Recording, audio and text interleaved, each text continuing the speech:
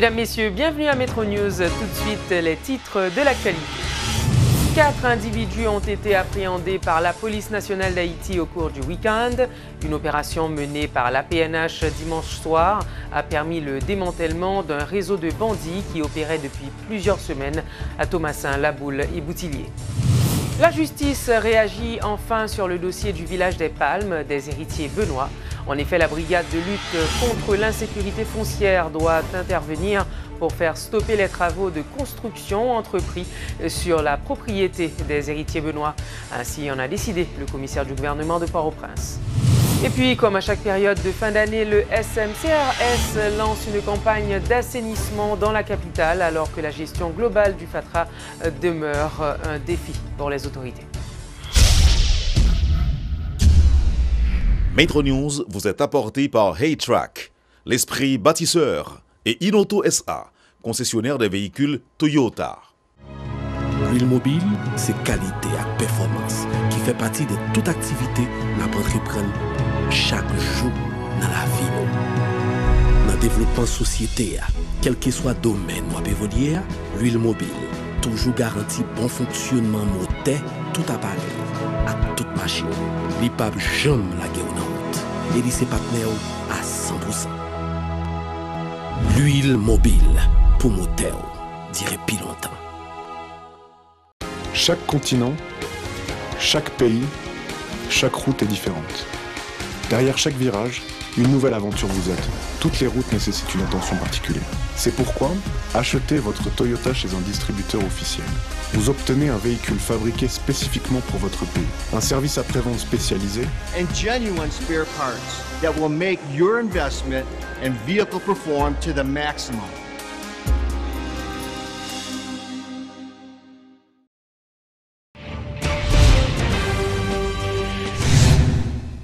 La PNH a démantelé dimanche soir un réseau de bandits qui opérait depuis plusieurs semaines à Thomassin, La Boule et Boutillier. La police a procédé à l'arrestation de 4 membres de ce gang de cambrioleurs et a saisi un important butin comprenant notamment des bijoux, des armes et des œuvres d'art. Le commissaire du gouvernement de Port-au-Prince demande au directeur général de la police, le commissaire Michel-Ange Gédéon, de passer des instructions à la brigade de lutte contre l'insécurité foncière pour qu'elle se rende au village des Palmes afin de faire stopper les travaux de construction entrepris sur la propriété des héritiers benoît.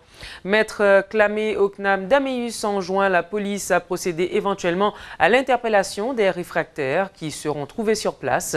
Dans une lettre, le commissaire Daméus demande au juge de paix de Pétionville, Clivance des Rivières, de se transporter dans la propriété des Benoît au village des Palmes afin d'assister les forces de l'ordre et de dresser le procès-verbal de leur intervention.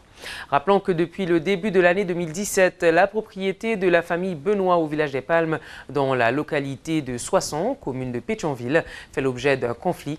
Un litige qui n'a aucun fondement légal, selon de nombreux notaires réputés de la zone métropolitaine. Le parquet de Port-au-Prince a présenté à la presse ce lundi 7 individus qui seraient impliqués dans le scandale de chèques falsifiés qui avait éclaté au ministère de l'Intérieur il y a environ un mois.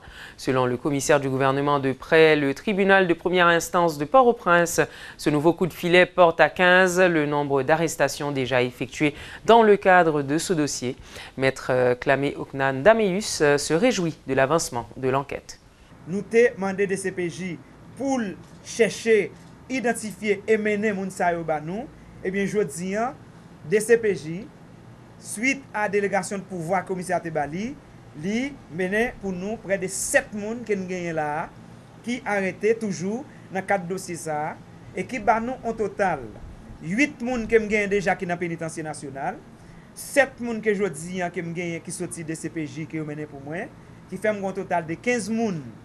Nous avons un réseau qui présent, que nous relèvons, un réseau de malfaiteurs, qui est impliqué dans la question de corruption et qui entre dans l'État et dans le ministère et parfois connivence avec des gens aussi qui travaillent et en dedans et dehors. Donc, les gens là, c'est des gens qui font partie des réseaux qui travaillent dehors.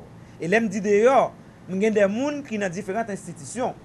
qui appartient là-dedans. Moi, gagné, yon nan moun qui m'gagne là, c'est un inspecteur police qui là tout qui impliqué là-dedans. Donc, pour montrer nous, c'est des moun tout partout qui gagne, qui par exemple, des moun qui ont un statut civil, qui travaillent dans des institutions, qui impliqués dans la question de corruption.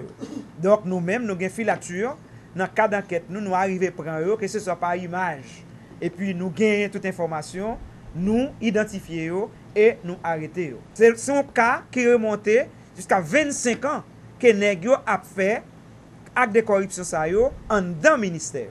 Donc nous prenons déjà, actuellement nous travaillons dans le ministère de l'Intérieur, moi-même moi déjà a identifié dans d'autres ministères si je n'ai pas gagné des cas qui comme ça pour capable continuer à faire pour montrer nous que nous même aujourd'hui en cap faire son volonté qui d'abord manifesté au niveau jusqu'ici au niveau même de la présidence, le président de la République qui dit lui et nous gagnons gouvernement qui lui-même prend pour le bal forme et nous-mêmes comme commissaire gouvernement nous avons comme obligation pour nous mettre en exécution la politique pénale gouvernement qui c'est actuellement lutte contre la corruption que nous avons fait là.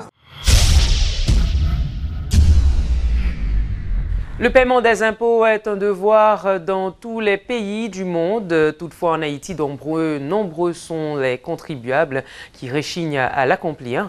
Interrogés par Métropole ce lundi, beaucoup de citoyens se sont dit conscients de l'enjeu, même s'ils ont émis des doutes sur la capacité de l'État à bien gérer l'argent de leurs taxes.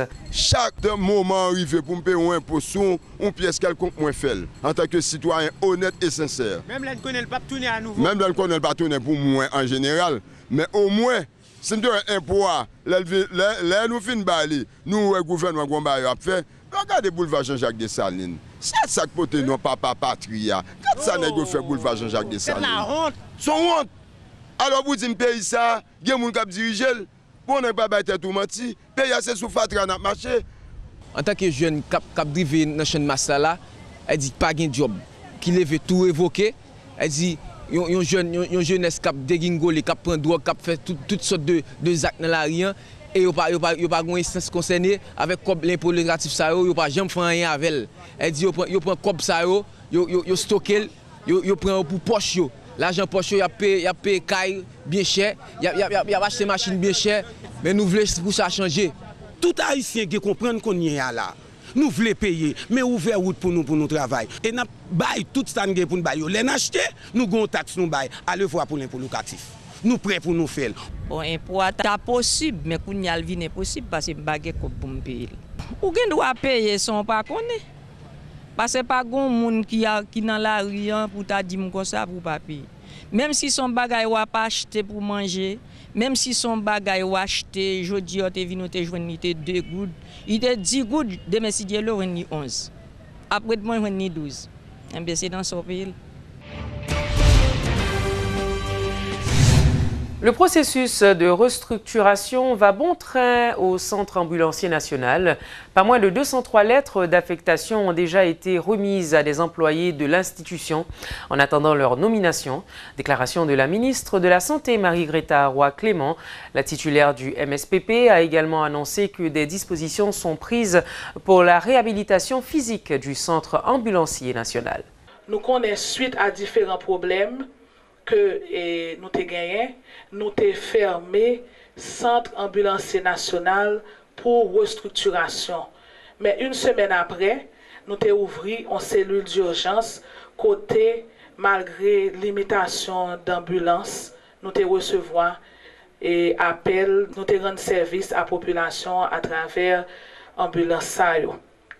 Et depuis octobre, nous avons lancé un processus d'évaluation du personnel et nous demandé tout personnel canyo pour venir déposer et papier encore pour nous être capable dossier on veut dire pour nous être capable évaluer et depuis octobre nous bail 203 lettres d'affectation. Les lettres de nomination sont en cours. Nous bail 203 lettres de nomination à différentes catégories de personnel dans le Centre ambulancier national. M'a dit tout que nous avons réhabilité un nouveau local pour Cannes.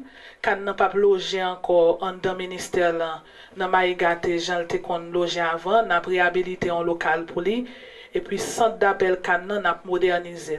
Donc c'est toute activité que n'a fait actuellement dans le cadre de la restructuration du centre ambulancier national. C'est tout pour aujourd'hui. À très bientôt pour une autre édition de Métro News.